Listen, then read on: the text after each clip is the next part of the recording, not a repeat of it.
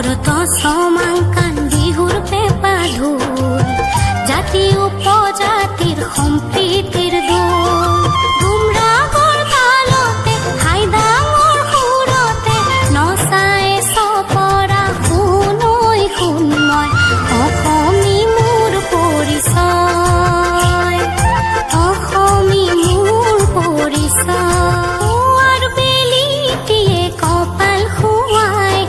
সেউজ আচলখনে দেহা সজাই